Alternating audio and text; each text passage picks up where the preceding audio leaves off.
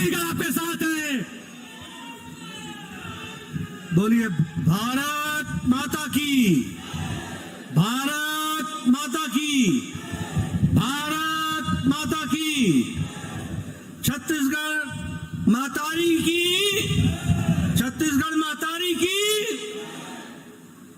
आज के इस परिवर्तन यात्रा में मंच पर उपस्थित हमारे भारतीय जनता पार्टी के प्रदेश के जुझारू अध्यक्ष सम्माननीय श्री अरुण साहू जी, हमारी राष्ट्रीय उपाध्यक्ष बहन सरोज पांडे जी, हमारे यहाँ के इस चुनाव के प्रभारी सम्माननीय ओम माथुर जी, हमारे प्रतिपक्ष के नेता श्री नारायण चंदेल जी, राष्ट्रीय उपाध्यक्षा बहन लता उसेंडी जी, प्रदेश सह प्रभारी नितिन नवीन जी, भारत सरकार में मंत्री रेणुका जी, यहाँ के लोकप्रिय सांसद बहन गोमती साय जी, हमारे यहाँ उपस्थित पूर्व में रहे मंत्रीगण, विधायकगण, सांसदगण और यहाँ जसपुर में एकत्र आए देवियों और सज्जनों, माताएं बहनें और मेरे जुझारू नौजवान साथियों और मीडिया के मेरे साथी, प्रिंट मीडिया और इलेक्ट्रॉनिक मीडिया के मेरे साथी। सबसे पहले तो जब मैं जसपुर में आया हूं और आने पर बालाजी भगवान के दर्शन करने का मुझे सौभाग्य मिला और मैंने वहां प्रार्थना की बालाजी भगवान के सामने कि हम सब लोग जिस समाज की भलाई के लिए, समाज को आगे बढ़ाने के लिए, प्रदेश को आगे ले जाने के लिए जो आज ये परिवर्तन यात्रा प्रारंभ कर रहे हैं, उसको बालाजी भगवान का आशीर्वाद मिले और हम सफल हों, ताकि छत्तीसगढ़ को बालाजी भगवान को नमन करते हुए अपनी बात को मैं प्रारंभ करता हूं। मित्रों, जब मैं जसपुर में आया हूं तो मेरे से पूर्व वक्ताओं ने दिलीप सिंह जुदेव जी के बारे में चर्चा की। स्वर्गीय दिलीप सिंह जुदेव जी महान नेता तो थे ही, महान आत्मा तो थे ही, लेकिन वो महान समाज सुधारक भी थे और प्रदेश को आगे ले जाने वाले नेता। मुझे सौभाग्य प्राप्त हुआ उनके साथ काम करने का। वो हमारे लोकसभा के भी सदस्य रहे, राज्यसभा के भी सदस्य रहे। हम सब लोग जानते हैं कि यहां बहुत से लोग जय जुदेव के नाम से उनका अभिवादन करते थे। वो सिर्फ नेता नहीं थे, वो देश को एकता के माला में पिरोने वाले, हमारे नेतृत्व करने वाले नेता थे। इसको भी हमको समझना चाहिए। घर वापसी, धर्मांतरण के खिलाफ समाज को एकत्र करना, इकट्ठा करना, राजनीतिक मुद्दों पर पूरी ताकत से जवाब देना और राजनीतिक मुद्दों पर जवाब देते देते अपने अस्तित्व को दांव में लगा देने वाले ऐसे देखे तो दिलीप सिंह जुदेव देखे।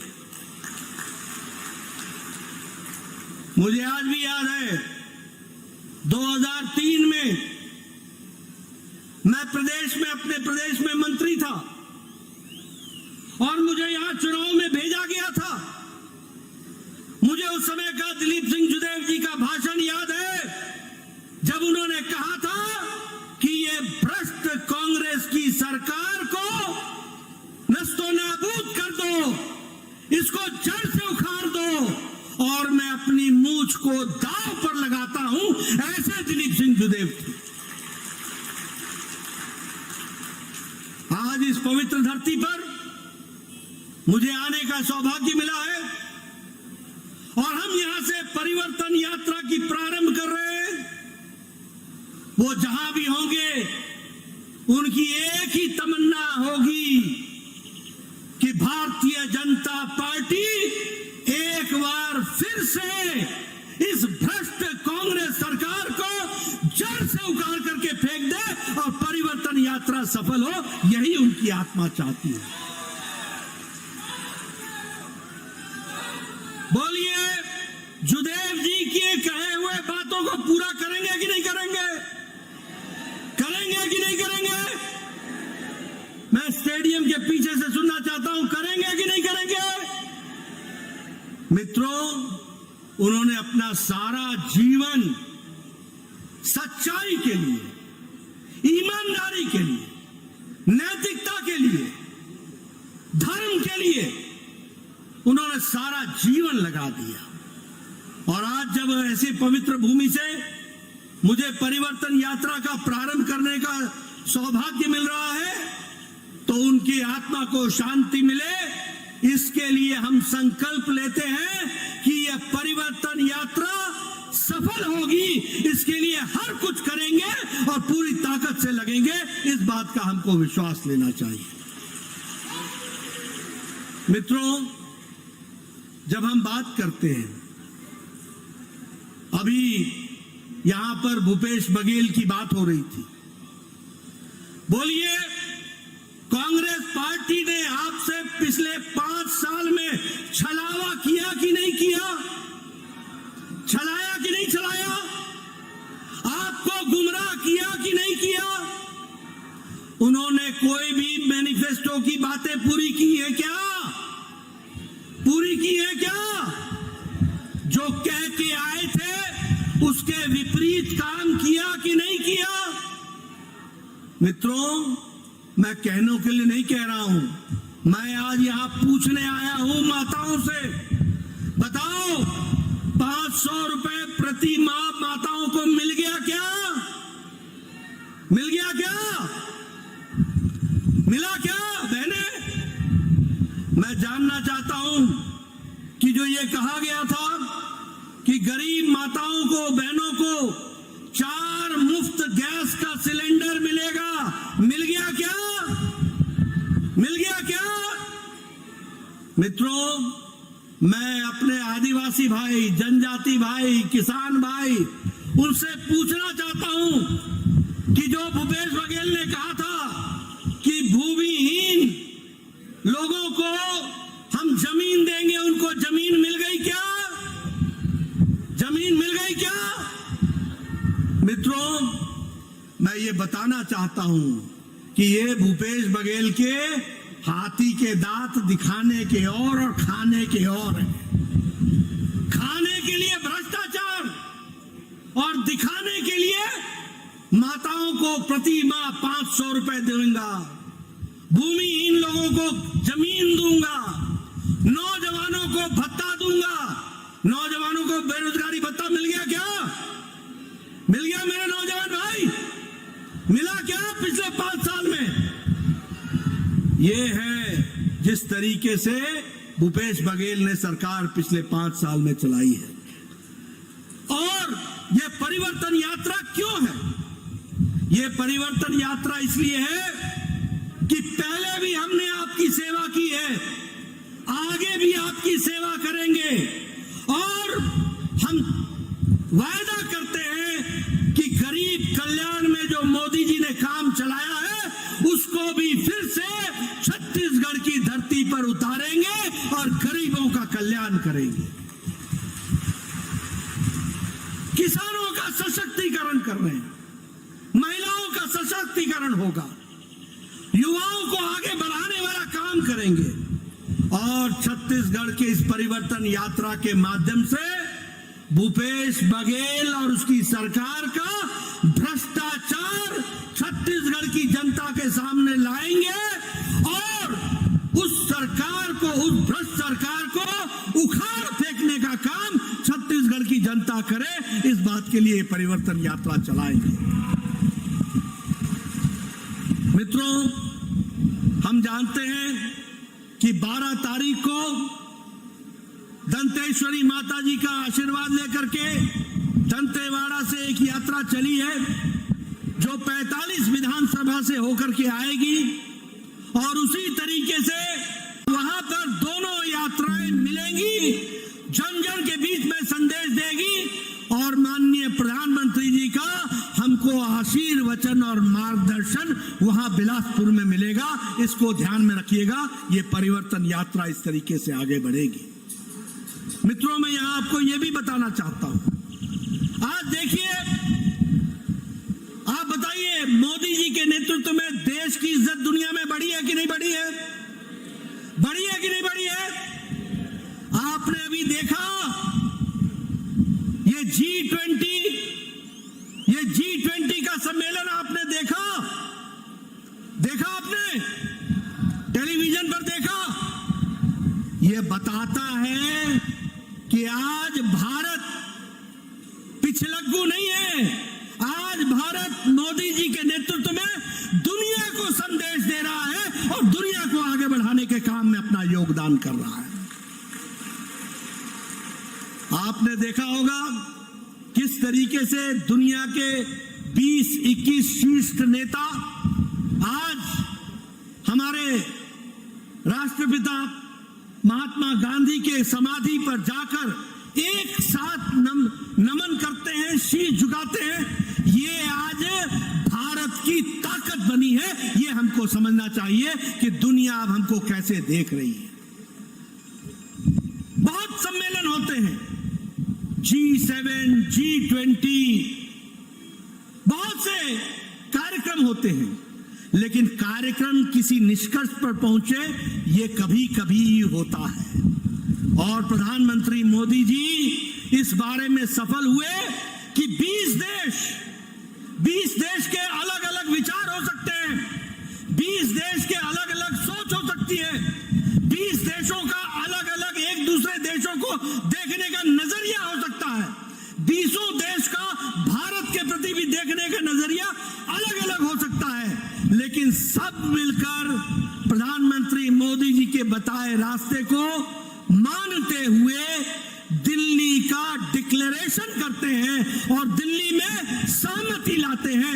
यह पहली बार होता है, यह हमको देखना चाहिए। यह दिल्ली डिक्लेरेशन, ये G20 का एक बहुत ही, पहली बार नहीं, पहले भी हुए हैं, लेकिन एक जिस तरीके की स्थिति दुनिया में पैदा हुई है उसमें ये एक बहुत ही नायाब कामयाबी मिली है। इसको भी हमको समझना चाहिए।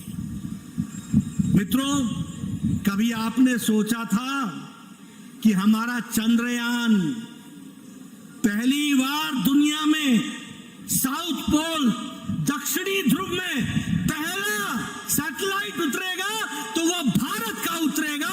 इसको भी सफल किया है तो हमारे प्रधानमंत्री जी के नेतृत्व और साइंटिस्टों के कर्तव्यों ने, उनका जिसको कहते हैं उनका योगदान, जो साइंटिस्ट हमारे दिन रात लगे रहे और जिनको प्रधानमंत्री मोदी जी का प्रोत्साहन मिलता रहा, आज उस कारण से चंद्रयान का हमारा कार्यक्रम दक्षिणी ध्रुव पर सफल हुआ है। वह भी आप सब लोगों ने देखा है। मित्रों, मैं यहां एक बात और आपको बताना चाहता हूं और वो ये बताना चाहता हूं कि अगर हम देखें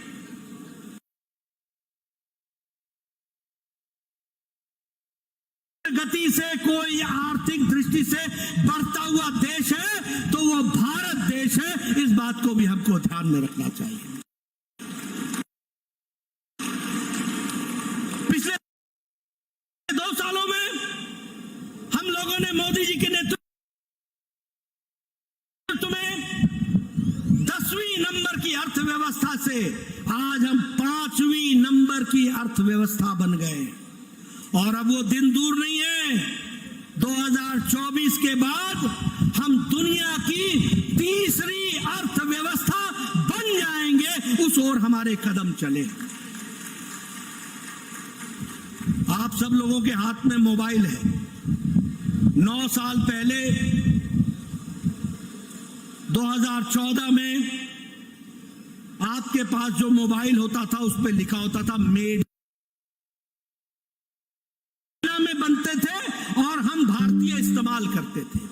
आज 97% मोबाइल आज भारत में बन रहे हैं और एप्पल भी अब भारत में बन रहा है। यह बदलता भारत है। आपको जानकर खुशी होगी कि ऑटोमोबाइल में, ये गाड़ियां बनाने में दुनिया के जापान को पछाड़कर हम तीसरे नंबर की मार्केट बन गए हैं। यह भारत बढ़ता भारत है। इस्पात में, स्टील में हम दूसरे नंबर के मैन्युफैक्चरर बन गए हैं। इसलिए आर्थिक दृष्टि से देखा जाए तो देश आज मोदी जी के नेतृत्व में आगे बढ़ रहा है। यह अभी हम सबको ध्यान में है। लेकिन यही नहीं है। मैं जब जसपुर आया हूं तो मुझे खुशी है कि आपके साथ मैं कह सकता हूं कि मोदी जी के नेतृत्व में गांव, गरीब, वंचित, पीड़ित, शोषित, दलित, महिला, युवा, किसान, इन सब की तस्वीर और तकदीर बदलने का काम अगर किसी ने किया है तो हमारे यशस्वी प्रधानमंत्री नरेंद्र मोदी जी ने किया है। इस बात को हमको ध्यान में रखना चाहिए। आपको जानकर के खुशी होगी कि 13.5 करोड़ लोग गरीबी की रेखा से ऊपर आ गए हैं। अब वो मिडिल इनकम ग्रुप में आ गए हैं। कितने लोग? 13.5 करोड़ लोग। 22% की गरीबी से हम 10% पर आ गए हैं।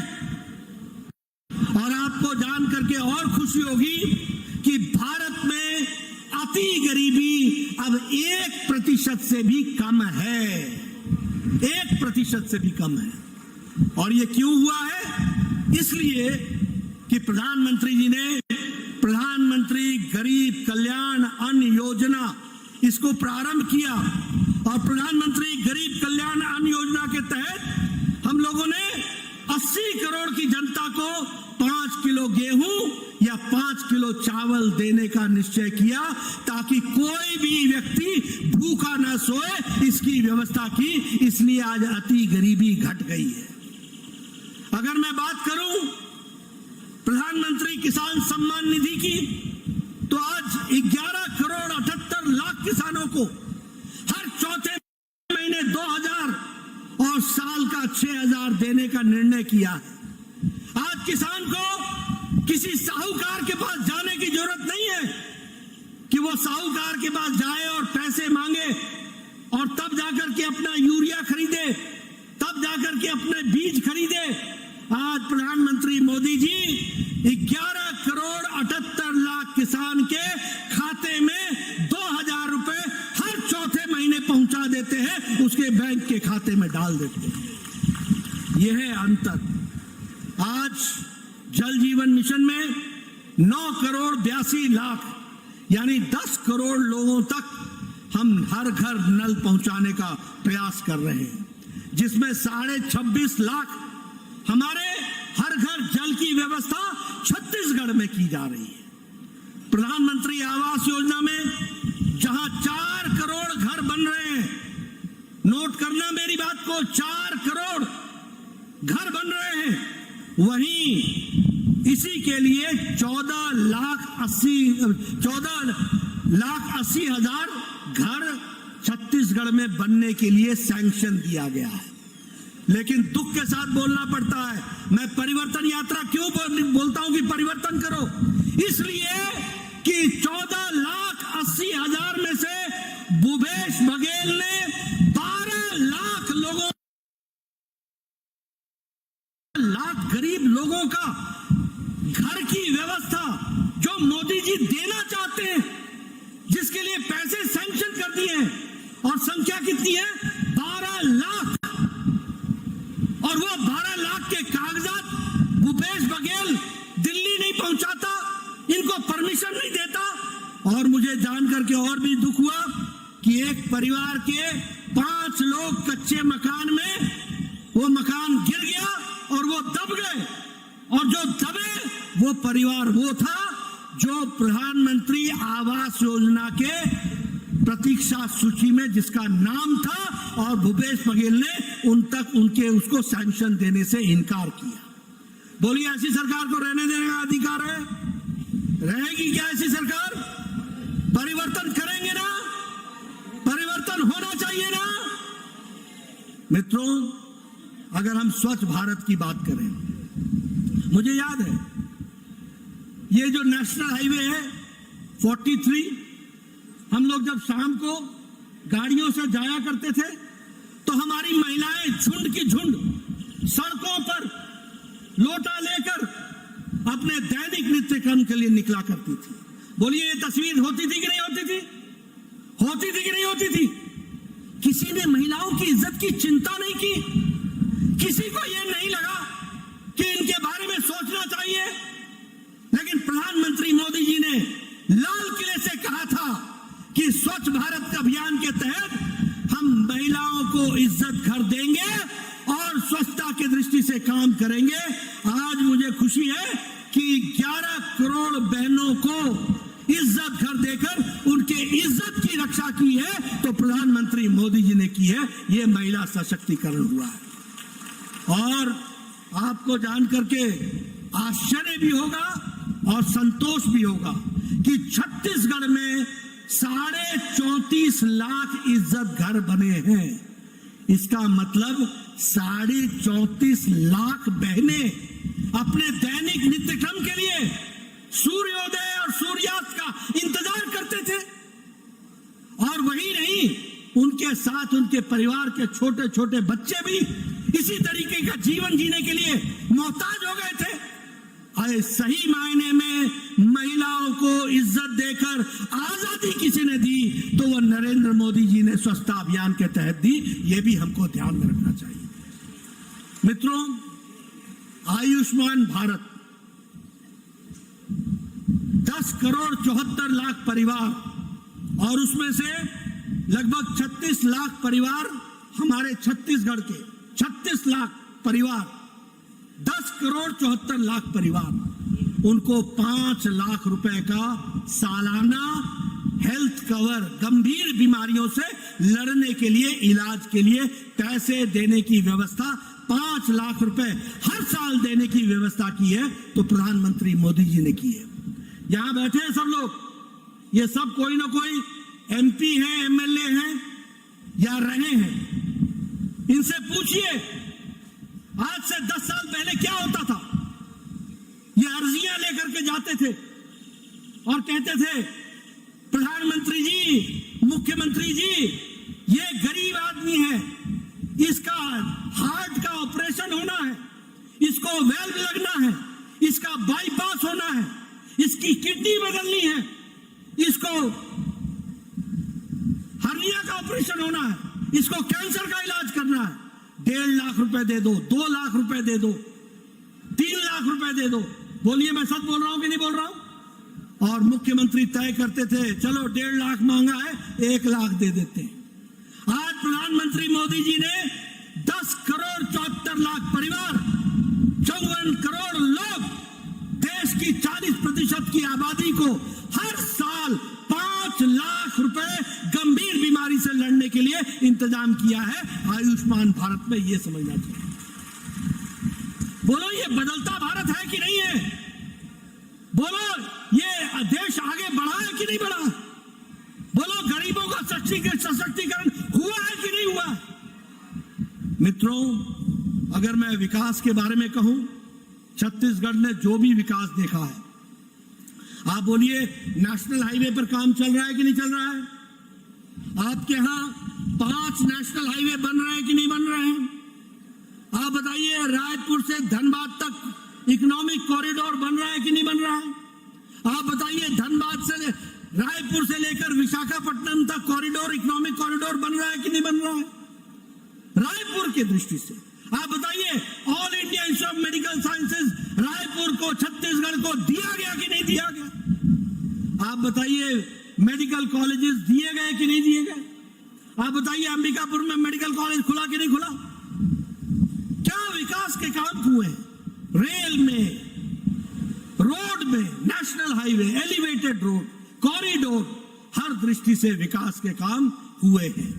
लेकिन मैं यहां पर यह भी आपको बताना चाहता हूं कि जब हम विकास के दृष्टि से आगे बढ़े हैं तो वहीं हम यह भी देखते हैं कि आदिवासी भाई, हमारे जनजाति भाई, उनके लिए भी प्रधानमंत्री मोदी जी ने विशेष ध्यान देने का काम किया है।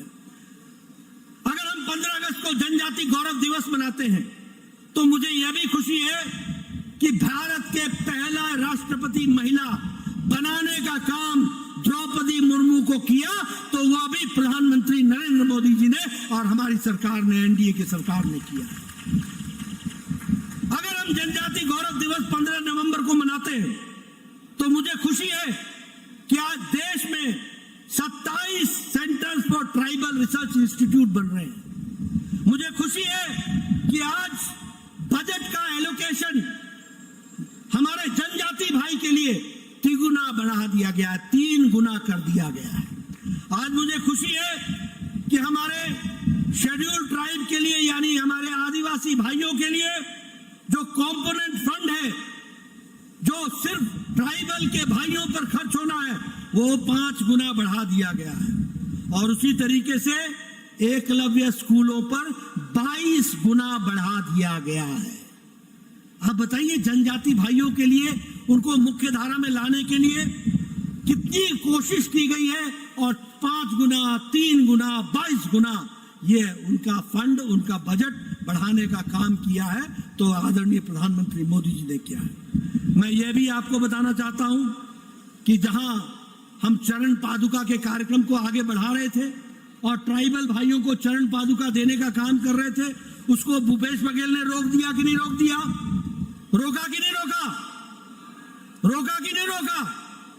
ये एंटी ट्राइबल काम करने का काम ये करते हैं, इसको भी हमको ध्यान में रखना चाहिए। मैं ये भी आपको बताना चाहता हूं, आजकल सनातन धर्म पर बहुत चर्चा हो रही है, बहुत चर्चा हो रही है।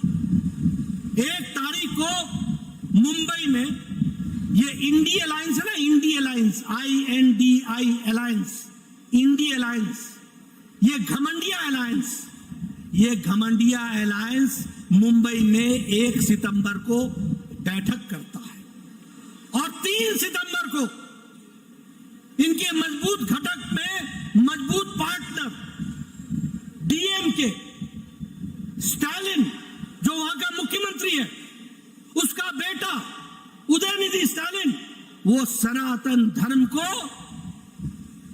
गंभीर बीमारियों के साथ जोड़ करके देख करके उसका निरादर करता है। वो हर तरीके से सनातन धर्म का निरादर करने में कोई कसर नहीं छोड़ता है। और उसी के बाद दूसरे दिन 4 सितंबर को हमारे खड़गे साहब के बेटे प्रियांक खड़गे, जो कर्नाटक सरकार में मंत्री हैं, वह दोबारा सनातन धर्म पर आक्षेप करते हैं। और उसके बाद तमिलनाडु का एक मंत्री दोबारा आक्षेप करता है। मैं क्या समझूं इसको? आज दिन तक सोनिया गांधी चुप है, आज दिन तक राहुल दुनिया भर में जाकर के संविधान की बातें करते हैं, लेकिन एक शब्द इस पर कहने से बचते हैं। मैं क्या मानूं? मेरा आरोप है कि मां बेटा दोनों सनातन धर्म को गाली देने का और सनातन धर्म का निरादर करने का जो मुंबई बैठक का एजेंडा था, उसको पूरा करने का काम DMK और अन्य पार्टियों को सौंपा गया है। और ये असल में एजेंडा माता सोनिया और बेटा राहुल का है, इसको भी हमको समझ लेना चाहिए। दुनिया जहान में आप संविधान के बारे में चर्चा करते हो जाकर कि भारत में संविधान की रक्षा नहीं हो रही है। क्या संविधान में लिखा है कि किसी धर्म को, किसी विचार को, किसी आस्था को गाली दी जाए? क्या संविधान ने यह अधिकार दिया है कि तुम किसी धर्म को निरादर करो? कौन से संविधान के किस प्रावधान में लिखा है? और तुम संविधान की दुहाई देने लगे हो और तुम कहते हो कि मैं मोहब्बत की दुकान चलाता हूं। अरे तुम्हारे मोहब्बत की दुकान में ये नफरत का सामान बिकता है, इसको तुमको समझना होगा, और ये तुम्हारे कारण से होता है। आप बताइए, क्या भारत की जनता सनातन पर आक्षेप सहेगी? क्या भारत की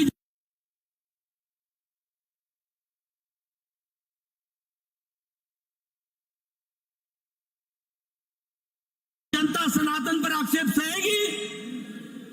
मित्रों, क्या हुआ है? और चुप है, कांग्रेस पार्टी चुप है, बोलने की हिम्मत नहीं है, बोलती बंद है, जुबान पर ताला लग गया है। और ये सेक्युलर बनते हैं, ये संविधान के रक्षक बनते हैं, ये मोहब्बत की दुकान चलाने वाले हैं और नफरत का सामान बेचते हैं। मित्रों, जनता में परिवर्तन यात्रा में यह भी समझाना है और मुझे पूछना है भूपेश बघेल से, तुम्हारा क्या कहना है? तुम्हारा क्या कहना है इस विषय पर? सनातन धर्म पर तुम्हारा क्या कहना है? क्या तुम कांग्रेस पार्टी जिस विचार को लेकर के आगे चली है उसके साथ सहमत हो? ये मुद्दे हैं जिस पर हमें उत्तर चाहिए। अभी G20 में राष्ट्रपति द्रौपदी मुर्मू, हमारे जो आदिवासी है, महिला है, उन्होंने छत्तीसगढ़ के मुख्यमंत्री को निमंत्रण दिया। आपको बड़े दुख के साथ बताना पड़ता है कि आपके मुख्यमंत्री उस निमंत्रण को स्वीकार नहीं किया। क्या यही जनजाति हमारे संबंध रखने वाले राष्ट्रपति के प्रति इज्जत है? भूपेश बघेल जवाब दे, क्या तुम्हारी इज्जत भारत के राष्ट्रपति से ज्यादा है? क्या तुम्हारी इज्जत G20 के सम्मेलन के दिए गए राष्ट्रपति के भोज में जाना तुम्हारा छत्तीसगढ़ के मुख्यमंत्री के रूप में कर्तव्य नहीं था? तुम बड़ी बड़ी बातें करते हो। खड़गे साहब लाल किला में झंडोत्तोलन के समय वहां उपस्थित नहीं होते हैं। भूपेश बघेल राष्ट्रपति के भोज में उपस्थित नहीं होते हैं। ये ऐसे लोग जो आपका नेतृत्व कर रहे हैं, परिवर्तन चाहिए, ऐसे लोगों को परिवर्तन करना है कि नहीं करना है? करना है कि नहीं करना है? मित्रों, एक बात याद रखिए, मैं बड़े स्पष्ट शब्दों में कहना चाहता हूं। अब भ्रष्टाचार की बात कर लेते हैं। आप बताइए, अभी अभी हमारे अरुण साहू जी, अध्यक्ष जी चर्चा कर रहे थे, मैं आपके सामने बताना चाहता हूं। ये बताइए, शराब का घोटाला हुआ कि नहीं हुआ? कितने का हुआ? 2161 करोड़ रुपए का। आप बताइए, चावल घोटाला हुआ कि नहीं हुआ? चावल घोटाला हुआ कि नहीं हुआ? 5000 करोड़ रुपए का घोटाला हुआ। कोल स्कैम, कोयला का घोटाला हुआ कि नहीं हुआ? यूरिया का घोटाला हुआ कि नहीं हुआ? गरीब कल्याण अन्न योजना का घोटाला हुआ कि नहीं हुआ? गोठान का घोटाला हुआ कि नहीं हुआ? गोबर का घोटाला हुआ है कि नहीं हुआ है? अरे भैया, जिसने गौ माता नहीं छोड़ी, जिसने गौ माता को नहीं छोड़ा, वो आपको छोड़ेंगे क्या? वो आपको छोड़ेंगे क्या? आप बताइए, एक मुख्यमंत्री सीडी कांड में बेल पर, उसका निजी सचिव और ओएसडी जेल में, खुद बेल पर और सचिव जेल में। ऐसी सरकार को रहने देना है क्या? ऐसी भ्रष्टाचारी सरकार को रहने देना है क्या? मित्रों, एक ही बात मैं कहने आया हूं। अगर आप चाहते हैं कि दिलीप सिंह जुदेव जी के बताए रास्ते पर चलना है, तो रास्ता एक ही है कि कांग्रेस को उखाड़ फेंको और कमल के निशान को आगे बढ़ा करके चल पड़ो। एक ही संदेश है, परिवर्तन, परिवर्तन और परिवर्तन। एक ही संदेश है कि मोदी जी के कार्य को ताकत दो और उसको धरती पर उतारने के लिए भूपेश बघेल की भ्रष्टाचारी सरकार को उखाड़ फेंको और यहां कमल खिला दो। यही उसका रास्ता है। मित्रों, आपका ज्यादा समय न लेता हुआ, आप सब लोग इतनी बरसात में, इतनी मुसीबत में आप सब लोग आए और डटे रहे, टिके रहे